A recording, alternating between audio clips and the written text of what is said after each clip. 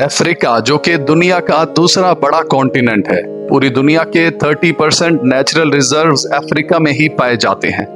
Gold, diamond, uranium, hydro solar energy और gas और oil के रिजर्व से अफ्रीका मालामाल है। अफ्रीका की जमीन एग्रीकल्चर के लिए भी बहुत अच्छी है। इन सब के होने के बावजूद भी अफ्रीका इतना गरीब क्यों है? जहाँ की 40% से भी ज्यादा पॉपुलेशन गरीबी का शिकार है। ये भूख, गुर्बत, करप्शन और पॉलिटिकल इंस्टेबिलिटी के लिए जाना जाता है। ज़ेस टीवी की वीडियोस में एक बार फिर से खुशामदीद। इन हालात में अफ्रीका को लाने में वेस्टर्न कंट्रीज का बहुत बड़ा हाथ है। कई सौ साल तक अफ्रीका में ब्रिटिश और फ्रेंच राज रहा है।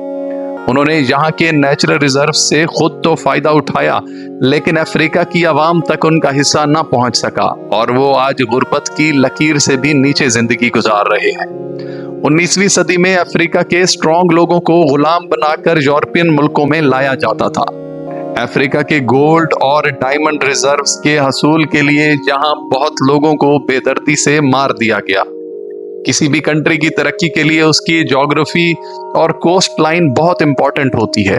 दुनिया का 80% ट्रेड समंदर के थ्रू ही होता है। अफ्रीका की कोस्ट लाइन तो बहुत बड़ी है, लेकिन इस काबिल नहीं है कि वहां अच्छी सी पोर्ट्स बनाई जा सके। यूरोप, जो कि अफ्रीका से छोटा है, लेकिन उसकी कोस्ट लाइन बहुत अच्छी है और वहां ज्यादा पोर्ट्स भी हैं, इसलिए वो 40% सी ट्रेड को कंट्रोल करता है। अफ्रीका का सिर्फ दरियाए नील ही इतना बड़ा है जिससे बड़े जहाज जा सकते हैं। यही वो रीजंस हैं जिनकी वजह से अफ्रीका में ट्रेड करना बहुत मुश्किल है। वहां का एक बहुत बड़ा मसला समंदरी डाकू, जिनको सी पायरेट्स कहा जाता है। हॉर्न्स ऑफ अफ्रीका का एरिया कार्गो और कमर्शियल जहाजों के लिए दुनिया का खतरनाक तरीन एरिया है, क्योंकि यहाँ पर खतरनाक सी पायरेट्स का राज है, जो यहाँ से गुजरने वाले शिप्स पर अटैक करते रहते हैं।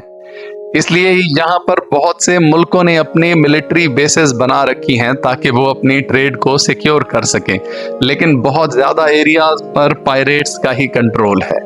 वो जहाज को भी लूट लेते हैं और स्टाफ को भी किडनैप कर लेते हैं, जिस वजह से इस एरिया से ट्रेड बहुत ही मुश्किल काम है।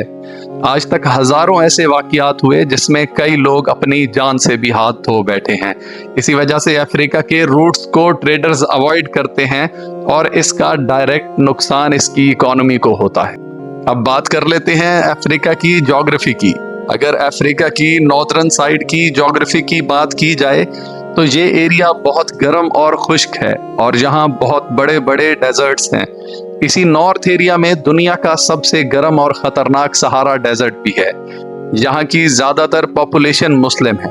अब अगर हम साउथ की तरफ जाते हैं तो ये एरिया बहुत ही ग्रीन है और यहाँ बहुत बड़े बड़े जंगल हैं। बारिश भी यहाँ बहुत होती है और यहाँ का मौसम भी बहुत अच्छा है। ये एरिया बहुत ही बड़े नेचुरल रिसोर्सेज से भी भरपूर है। यहाँ ज्यादा आबादी क्रिश्चियंस की है। नॉर्थ और साउथ एरियाज की आबादी में आपस में बहुत ज्यादा कन्फ्लिक्ट्स हैं और उनकी में टसल देखने को मिलती हैं। ये बॉर्डर्स ब्रिटिश और फ्रेंच ने अलग किए, एक जगह मुस्लिम आबादी और एक एरिया में क्रिश्चियंस, जिसका डायरेक्ट फायदा वेस्टर्न पावर को हुआ। ऐसा ही कुछ उन्होंने मिडल ईस्ट में भी किया। उन्होंने लैंग्वेज और रिलीजन की बेस पर बॉर्डर्स डिवाइड किए थे। अफ्रीका में इन टसल्स की वजह से पिछले 60 सालों में बहुत सी सिविल वार्स भी होती रही है।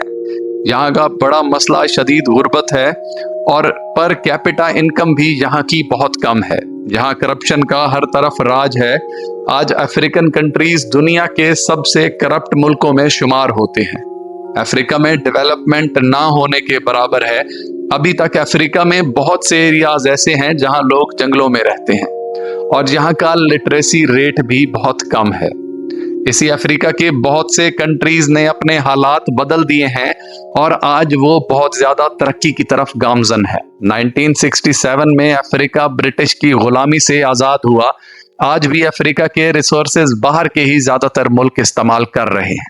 तो दोस्तों, हमारी वीडियोस को लाइक करें और हमारे चैनल को सब्सक्राइब करें ताकि हमारी आने वाली वीडियोस आप तक पहुंच सके।